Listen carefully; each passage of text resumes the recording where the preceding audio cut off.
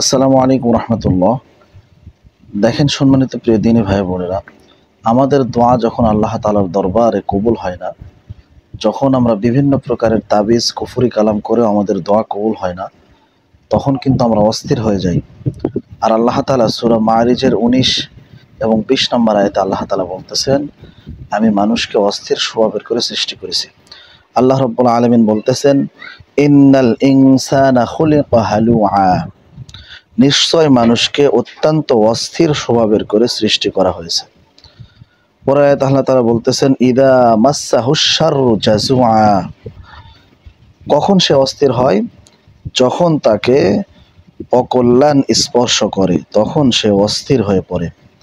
তার মানে আমাদের দোয়া যখন কবুল হয় না, আমরা যখন আল্লাহ তাআলার কাছে কোনো কিছু চাই, এটা যখন আল্লাহ তাআলা কবুল করেন না, তখন আমরা অস্থির হয়ে যাই।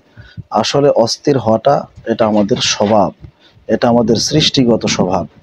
তো সম্মানিত প্রিয় দর্শক শ্রোতা, প্রিয় দিনী ভাই বোনেরা, তাই আমি আপনাদের কাছে একটা সত্য ঘটনা আপনাদেরকে শোনাইতে চাই। সেটা হচ্ছে যে নবীজি সাল্লাল্লাহু আলাইহি সাল্লাম আবু দাউদ শরীফের 1495 নম্বর হাদিস এবং আর নাসাই শরীফের 1300 নম্বর হাদিস এই দোয়াটি এসেছে। সেই দোয়াটি যদি আমরা পাঠ করতে পারি, আমাদের সমস্ত দোয়া আল্লাহ তাআলা কবুল করে নেবেন। সম্মানিত দর্শক শ্রোতা, আমি এখানে বলবো না যে 2-3 ঘন্টার ভিতরে দোয়া কবুল হবে, কিন্তু আপনি যদি তাহাজ্জুদের নামাজের পরে এবং প্রত্যেক নফল নামাজের পরে ছোট্ট দোয়াটা পাঠ করেন, আল্লাহ তাআলা আপনাদের মনের নেক আশা পুরা করে দিবে। দোয়াটা আমি স্ক্রিনে দিয়ে দেবো, তার আগে হাদিসের ঘটনাটা আপনাদের কাছে বলি এবং খুবই আশাস্বরূপ একটি ঘটনা। সেটা হচ্ছে নবীজি সাল্লাল্লাহু আলাইহি সাল্লাম আনাস ইবনে আনাস রাদিয়াল্লাহু তাআলা আনহু হুজুর আকরাম সাল্লাল্লাহু আলাইহি সাল্লামের সঙ্গে বসেছিলেন।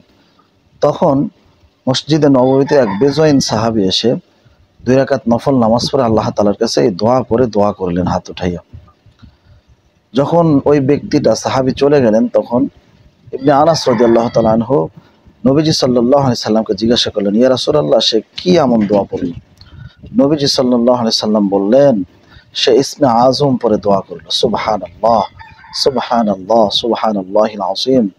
এখানেই হচ্ছে আপনার মনের নেক আশা যদি পুরা করতে চান, তাহলে এই দোয়াটা তাহাজ্জুদ এবং প্রত্যেক নফল নামাজের পরে একবার হলেও পাঠ করবেন।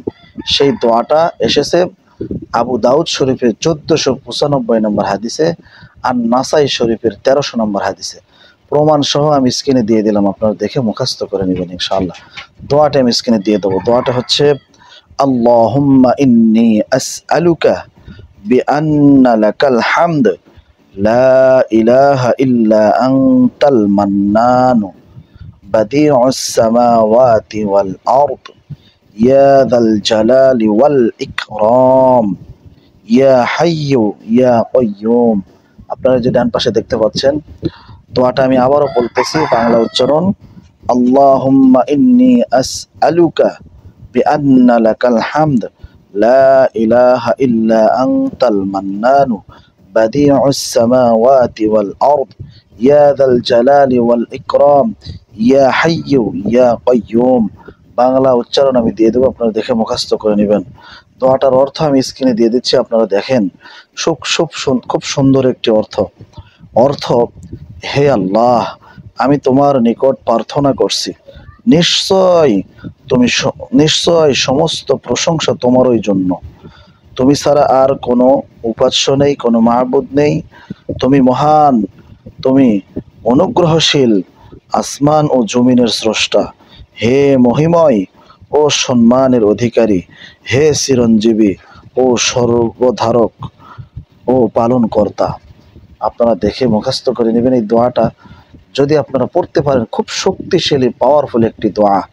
আমি কখনোই বলবো না যে এই দোয়াটা বললে আপনি 7 দিনের ভিতরে ফল পাবেন। আমলটি করতে থাকুন, মন থেকে ডাকলে আল্লাহকে পাওয়া যায়।